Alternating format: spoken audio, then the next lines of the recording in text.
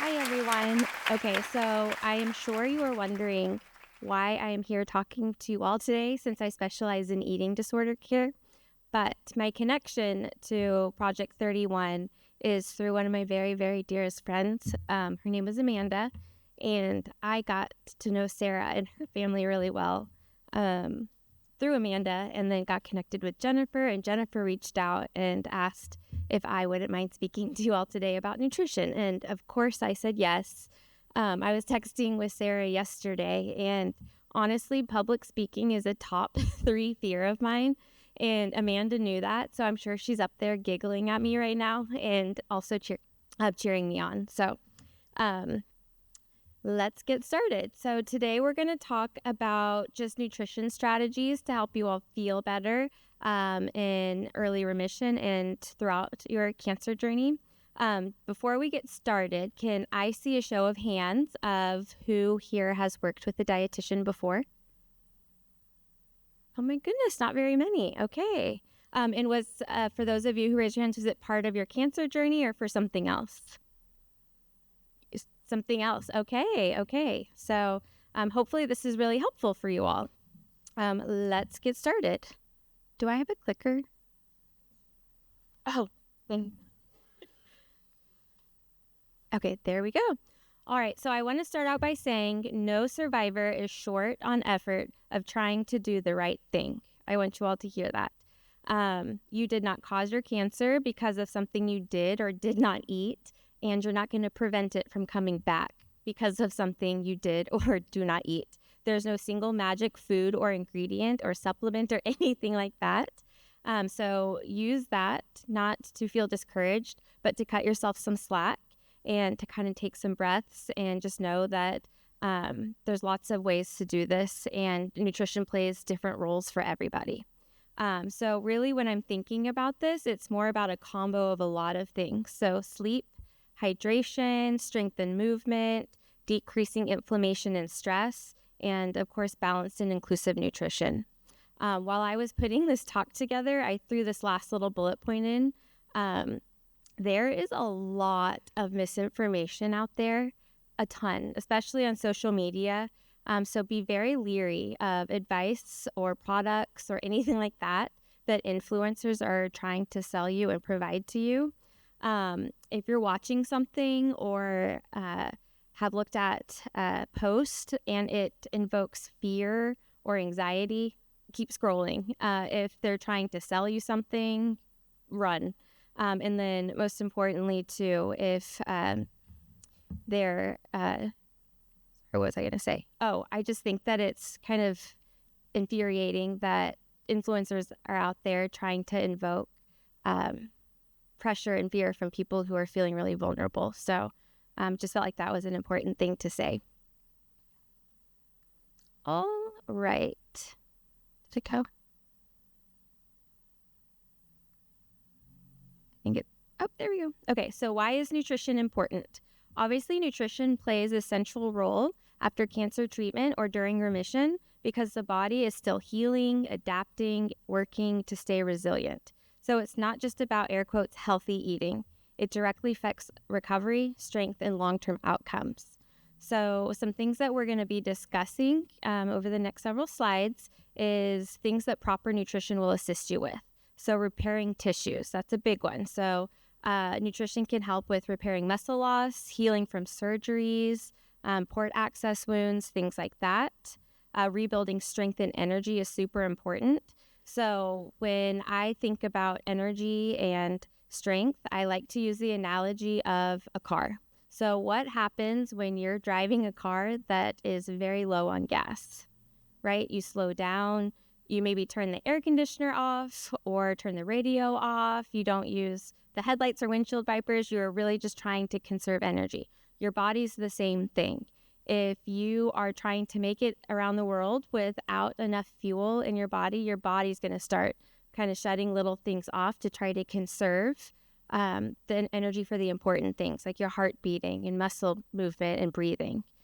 So it's really important that you're eating enough and eating the right types of things to fuel your body so that you can do whatever you want to do. Strengthening the immune system is a big one too. So Proper nutrition will help you build and stimulate cell growth, decrease inflammation in your body, help with oxygen transport, which is really helpful in healing, right? And I think it's important to note that about 70% of your immune system is within your gut. So if you're feeding yourself properly, then your gut is working properly, then hopefully, that pans out to your body so that your body is functioning well. Long-term health. So what I mean by that is this is an approach that you're going to do slowly over time. So implementing small little changes that you can be consistent with. And I like to think of doing these types of things in like a layering system. So you're going to pick a couple of things, work on those. Once those feel good and easy, you're going to add in the next couple of things and so on and so forth so that you can be consistent. So small habits over time. And this is where a dietitian, I think, could be really helpful for you to establish what those goals are for you and help you establish a plan and then provide you the support to carry that through. And then weight maintenance. This is a big one. So in early survivorship remission, do not try to go out and lose a bunch of weight. Your body is still healing and needing the nutrition and needing the stability of your body at that time. So weight stabilization is key. So all the research I was reading went along the lines of if you happen to lose some weight during your cancer journey, to help restore that back to where you were pre-diagnosis. On the flip side, if you restored some weight during the cancer journey, to try to get back again to what your pre-diagnosis weight is. And again, that's a area that a dietitian can be super helpful in helping you all do. It's quicker. Oops. Okay, there we go. All right, so what are some common concerns that come up in cancer survivors after treatment that a nutritionist or dietitian can help out with? So fatigue, I feel like, is a big one. Anybody feel fatigue? So, a dietitian and nutrition can help get your sleep back on track. So making sure you're eating enough so that you sleep through the night and don't wake up at 2 or 3 in the morning feeling hungry or having a low blood sugar. Eating enough calories. Again, thinking of yourself as a car and you need gas in the gas tank, and getting that macro balance. So getting the proper ratio of your carbs, proteins, and fats throughout the day. And then, of course, hydration. So hydration is a big one.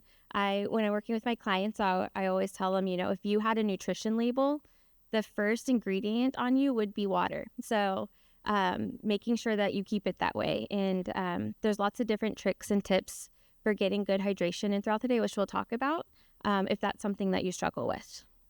And again, weight changes can be a common concern after treatment. So working on that weight maintenance, and a dietitian can help develop a meal plan and monitor that for you. Bone loss. So a lot of the medications that are prescribed interfere with estrogen in your body, which can directly interfere with your bone health. So inside your bones, you have these things called osteoblasts and osteoclasts. So when you have decreased estrogen in your body, which is important for your cancer treatment, what happens, though, is when you have decreased estrogen, you have decreased osteoblast and increased osteoclast production. So your body actually starts maybe breaking down bone faster than it can build it back. So getting a DEXA scan is important. And then working with a dietitian to make sure your nutrition is on board with getting good phosphorus, calcium, vitamin D, things like that. And then also coming with some sort of activity plan that can help you with good weight-bearing activity. Loss of lean muscle. This happens a lot. So lean muscle is important for protecting your skeletal system, and it also plays a vital role in your metabolic processes in your body. So looking at protein and, again, exercise and weight-bearing activities can be really helpful, and a dietitian can help kind of put a plan together for you for those types of things. Brain fog. Anybody get brain fog? It's a common one. So looking at carbohydrate intake. So carbs get a bad rap, but they're so important. Please eat carbs. So yes, thank you, Leanne. So carbs break down into this fun little thing called glucose, and glucose is actually the only thing that your brain can use for energy.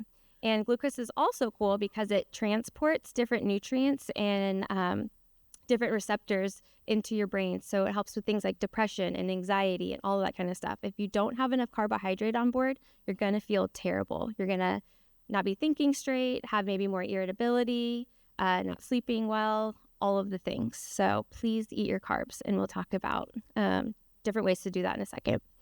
Stabilizing blood sugar. So again, carbohydrates play a role in that. If you're not eating enough carb and you're not eating enough consistently, your blood sugars are going to go whoo, whoo, whoo, and you're going to feel like an insane human. So again, carbohydrates so important. And then stress management. Coming up with different coping skills to manage your stress will really alleviate some of that brain fog, some of that busy, loud noise in your head. Nutrition deficiencies. So nutrient deficiencies are pretty common. Dietitians are experts in reading labs, so kind of looking at where you're at with things and then helping you tweak a plan that will include maybe some of those foods that have the nutrients that you're deficient in. And then lastly, body image. So body image is a big one. So trying to help you all adjust to your new maybe body after cancer treatment. You might have had weight shifts, new scars that you need to make friends with. Maybe your hair grew in a little differently, things like that. So a dietitian can be super helpful with that. And in conjunction with that, I always recommend maybe getting a therapist on board as well. So people don't really think about it, but dietitians and therapists can be the dream team if you have people who work together to really support your recovery. So the way I like to think about that is, all of the different stressors in your life, things you're dealing with, poor sleep, difficult interactions, whatever, all of that kind of affects the way that you feed yourself, the way that you feel about your body, and the way that you interact with the world. So if you have a therapist that can kind of help you with those things, and then the dietitian that can help guide you food-wise with what to do with that, it can be a really, really useful tool. And I think there's a therapist actually speaking to y'all this afternoon, so that's exciting.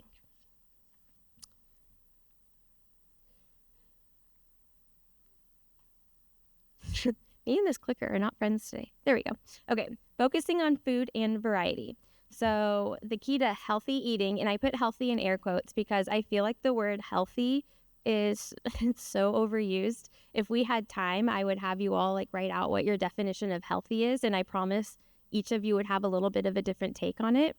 But variety is really the key here. So when people think of the word malnourished, I feel like people tend to think of this stick thin, gaunt human, which, yeah, maybe they are malnourished, but I think it's important to know people of a normal body size and people who live in larger bodies can also be malnourished. And that kind of gets down to the variety of their diet. So if you're eating just the same things all the time, you're just getting the same nutrient profiles from those foods all the time. Does that make sense? And you're missing out on all of these other foods that provide the different vitamins, minerals, and macros for you. So eating enough is important, but also making sure you get good variety is important. No diets. Please don't cut anything out. You need all the food groups and you need all the different types of nutrients that those foods provide for you. So again, making small, consistent changes is the key here. So some examples of that might be, for the next 2 weeks, I'm going to focus on my hydration. And that's what you do. Or it could be, I'm going to make sure that I have a protein source at every single meal this week, and that's your goal for that week. Once you master that, then maybe it's I'm going to have crunchy foods at my snacks, and I call crunchy foods fruits and veggies. So, so just kind of coming up with some of those goals, and a dietitian can be really helpful in kind of guiding you on what that could look like. So there's only, and I feel strongly about this, 6 food groups in the whole world. So anything you eat will fall into one of these 6 groups. And those are carbs, proteins, fruits, milks, veggies, and fats. And I threw water in there, but that's not a food group, but it's also important. So carbohydrates, about 55% of your caloric intake should come from a carbohydrate source. Again, it's the main fuel source for your cells and for your body. It provides energy, and again, it's that brain food. Proteins, about 35% of your caloric intake each day should come from protein sources. So proteins provide these amino acids that do a lot of really cool stuff in your body, assist with muscle repair, rebuilding muscle, and the immune system. Fruits and veggies are my crunchy foods. Obviously, are really rich in vitamins and minerals, which are important in your body, and then also provide the fiber. So fiber is healthy for your gut. It keeps things moving along, and additionally, having enough fiber in your body can bind cholesterol and can bind excess hormones in your body to help pass those out as well. Milks and dairy, obviously for bone health, good source of vitamin D, calcium, and phosphorus. Fats should account for about 25% of your caloric intake for the day. And I feel like fats are another one of those food groups that kind of get a bad rap, but fats are actually really fun and really cool and do a lot of neat stuff in your body. They provide protection for your organs, keeping you safe, protecting your skeletal system, and then fats also line your nerves so that you can get good signaling from your brain and can respond quickly. And then also for vitamin absorption. You're not going to absorb vitamins A, D, E, and K if you don't have enough fat in your diet and if you're not eating fats with your foods. And then lastly, water. So water is important for nutrient transport. So also vitamin absorptions of your water-soluble stuff, flushing toxins out, and then can also help ease side effects. So things like nausea, bloating, headaches, things like that. So I know that this seems really complicated, and it could be, but I try to keep it simple by this, what I call rules of 3 approach. So what that means is, and you should be doing pretty good if you can kind of stick to this, is having 3 meals a day. And those 3 meals should have 3 items and 3 of these food groups that we just talked about on your plate. And then you should be eating every 3 to 4 hours, which should cover about 2 to 3 snacks a day.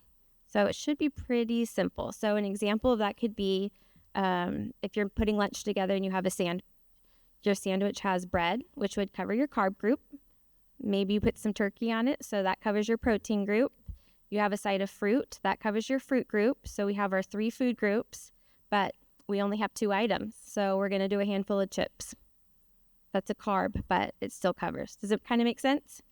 So it should be pretty simple. If you start overthinking it, take a breath, step away, start over. And again, this is something the dietitian could really super help you with, and meal planning and prepping and all of that kind of stuff. But if you can follow this, it's a minimum. It should cover you and should also kind of force you to do some variety and switching things up.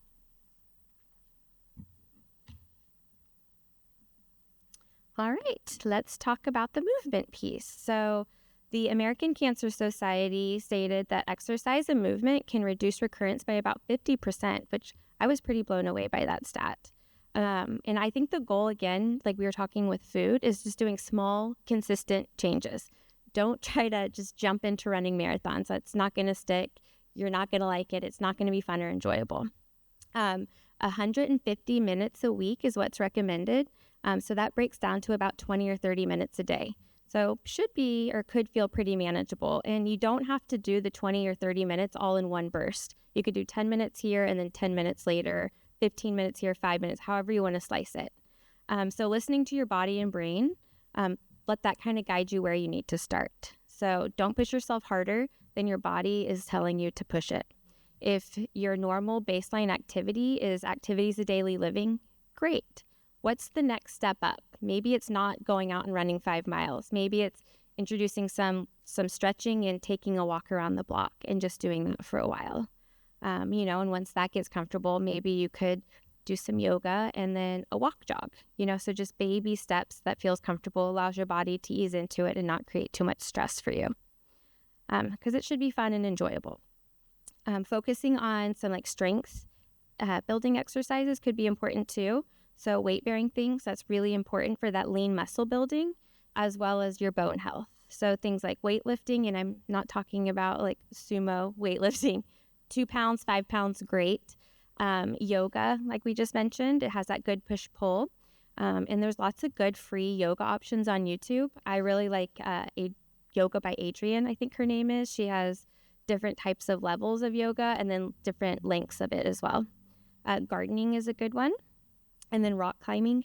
And I really love rock climbing. I recommend that to a lot of my patients because it is good strength building, but also you have to use your mind to kind of think about where am I going next.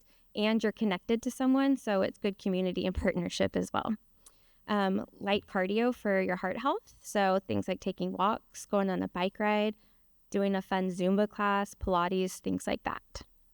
And then most importantly, make sure you're fueling for your exercise. Don't go do exercise if you haven't eaten for the day.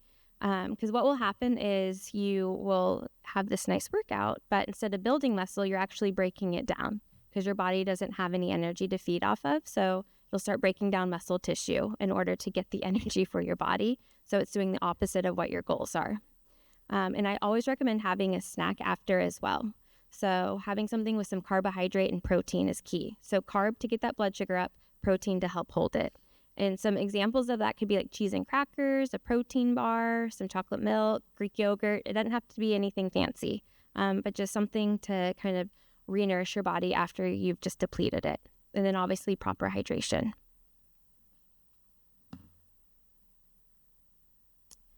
Okay, so I came across a lot of myths while I was putting this talk together that involved nutrition, so I felt like it was important to maybe touch on them. A big one was no soy. That's not true. You all can have soy. In moderate amounts, it's perfectly safe, perfectly okay. The one caveat to that is being aware of not getting soy products that are chemical based. So like a supplement, for example, so isoflavone pills or soy isolates, they react a little bit differently in your body than soy that comes from food. Meat, please eat meat. Please get protein. Again, the caveat to that is try to limit or eliminate cured meats. So like your bacons and smoked meats and things like that. Those create free radicals in your body, which we do not want. Sugar. Please have sugar too. It's okay to enjoy a sweet. Have some birthday cake. Get a cookie with your latte. Sugar does not feed cancer, and not eating sugar does not starve the cancer. It's a big myth, and that is backed by the American Cancer Society. The one thing that I would caution you on in sugar is if you're eating enough sugar that it's starting to affect your weight, maybe that would be something to look at, kind of push back and do a little more moderation with that. Organic foods. There's no evidence that organic food lowers risk of getting cancer or prevents reoccurrence. So unless eating organic is a preference of yours, save your $400 a month and you can eat non-organic fruits and veggies. It's totally fine. A fun fact about this, which would be a whole other talk, there's some good research that shows that treated foods, so non-organic foods, actually have more bioavailability of vitamins and minerals in them as compared to organic foods. So, and that's because they're preserved and the half-life has slowed down. Likewise, organic foods tend to have more bugs and things like that as well. But if, again, organic is a preference of yours, do it, but it does not have to be part of your cancer treatment. Alcohol, limiting or eliminating alcohol is important, which I know can be a bummer for some people, but good news is there's lots of good non-alcoholic beer options, and mocktails are super trendy. So hopefully if you're wanting to celebrate in that way or have something to treat yourself at dinner, those could be good options for you. And lastly, supplements. So no matter who I'm speaking to, no matter who I'm working with, nutrition from food is always preferred over a pill. If there was a magic pill that could just give us everything that we needed for a day, that would be actually pretty incredible, but it does not exist. And the thing about supplements is they're not FDA approved. So we're not always sure where they're made, who's making them, what's all going into them. And likewise, they punch a big pack of one nutrition item. So like vitamin A, it might be like 2,000% of your daily value. You don't need that. Or vitamin C, 10,000% of your daily value. So what happens with that is your body's not going to absorb it. You're just going to have expensive urine. And, likewise, certain vitamin doses at that strength can interfere with chemo treatment and then can also stimulate hormone-sensitive things in your body. So the ones to really pay attention to are the vitamin C, vitamin E, St. John's wort, and turmeric. So just things to think about. Supplements can be helpful, though, if you are deficient in a specific area. So if you have low vitamin D or low iron or something like that, they can be super helpful. But again, making sure you're working with a professional and talking to your doctor before you start any type of supplement. All right, so as we wrap up, I know that was a lot of information. I hope it was helpful. I tried to tidy it up and put it into a little checklist for you all.